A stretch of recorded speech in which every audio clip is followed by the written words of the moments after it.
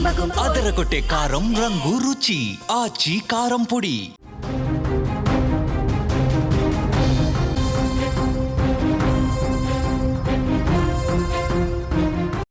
AC చల్లని గాలితో పాటు అనుకోని ప్రమాదం జరిగితే తీరని విషాదాలు కూడా తీసుకొస్తోంది. హైదరాబాద్ కాచిగూడలో ప్రమాదం జరిగింది.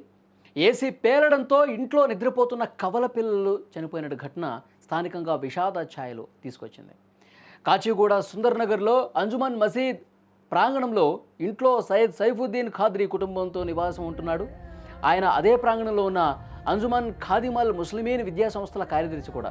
ఆయనకు 4 సంతానం. వారిలో 3 ఏళ్ల రహీం ఖాద్రీ, రెహమాన్ ఖాద్రీ కవలలు. నిన్న సాయంత్రం పెద్దవాళ్ళు ఇంటి బయట ఉండగా చిన్నారులు ఇంట్లో నిద్రపోతూ ఉన్నారు. ఈ సమయంలో ఒక్కసారిగా ఏసీ పేలిపోయింది. స్థానికులు మంటలు ఆర్పి ఇంట్లోకి వెళ్ళగా అప్పటికే రహీం ఖాద్రీ మృతి చెందాడు.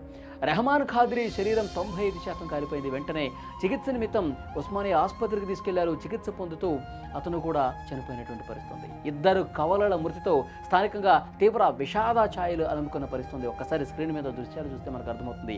ప్రమాద సమయంలో ఎలాంటి పరిస్థితి ఉందో ఒక్కసారి మీరు ఆ దృశ్యాలు చూడండి. మొత్తం కూడా పొగ అలుముకుంది, దట్టమైన పొగ అలుముకుంది. లోపల పూర్తిగా మంటలు వచ్చేసి ఈ విధంగా ఆ ఏసీ జరిగినటువంటి ప్రమాదంతో పెను విషాదం నింపిన పరిస్థితి. ఇద్దరు కవలలు కూడా నిద్రిస్తున్నటువంటి సమయంలో ఒక పిల్లవాడు అక్కడ స్పాట్లోనే చనిపోయాడు. ఇంకొక పిల్లవాడిని 95% కాలిపోయినటువంటి గాయాలతో ఆసుపత్రికి తీసుకెళ్తే అక్కడ కూడా చికిత్స పొందుతూ చనిపోయినటువంటి పరిస్థితి. చూడండి ఎంత బాధాకరమైనటువంటి విషయం. అంటే ఏసీలు పేలిపోయి ఇంత ఘోరమైనటువంటి ప్రమాదానికి కారణమవుతాయని చెప్పి అసలు ఎవరు కూడా ఊహించరు. సో గతంలో కొన్ని సందర్భాల్లో జరిగినాయి.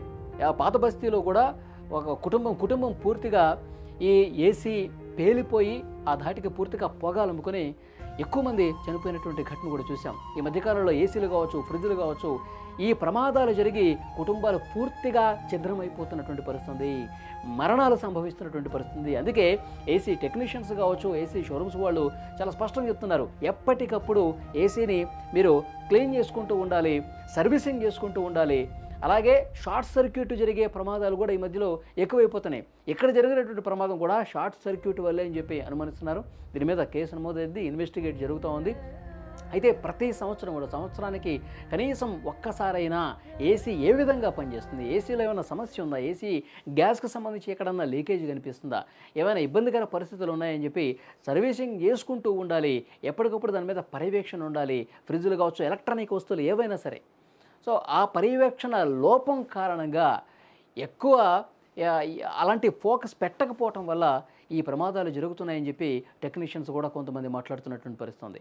సో అక్కడ ప్రమాదం తాలూకు దృశ్యాలు చూడండి, నిజంగా చాలా బాధాకరమైన విషయం. ఎందుకంటే ఆ పేలుడు ధాటికి షార్ట్ సర్క్యూట్తో ఒక్కసారిగా ఒత్తిడికి గురైనటువంటి ఏసీ కంప్రెషర్ పేలిపోవడంతో మంటలు అంటుకున్నాయి. ఆ మంటల్లో పూర్తిగా ఆ ఇద్దరు కూడా చనిపోయారు.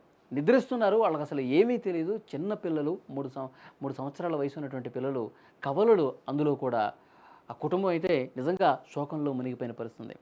కొన్ని సందర్భాల్లో ఆ దట్టమైన పొగ కారణంగా ఆ పొగ పీల్చి ఊపిరాడక చనిపోయినటువంటి పరిస్థితి కూడా ఉన్నాయి. సో డెఫినెట్గా ప్రతి ఒక్కరూ ఇంట్లో ఏసీలు వాడుతూ ఉంటారు, ఫ్రిడ్జ్లు వాడుతూ ఉంటారు, టీవీలు వాడుతూ ఉంటారు. కాబట్టి అవి ఏ స్థితిలో ఉన్నాయి, ఎలాంటి పరిస్థితుల్లో ఉన్నాయి, ఎలక్ట్రానిక్ వస్తువులకి సంబంధించి మనం ఏమేం చేయాలి, వాటన్నిటిని కూడా చాలామంది పట్టించుకోకపోవటం వల్ల ఇలాంటి ప్రమాదాలు జరుగుతున్నటువంటి సిచ్యువేషన్ ఉంది. సో డెఫినెట్గా ఈ కేసులో ఆ కుటుంబం మాత్రం నిజంగా ఒక తీవ్రమైనటువంటి దుఃఖంలో మునిగిపోయినటువంటి పరిస్థితి ఉంది.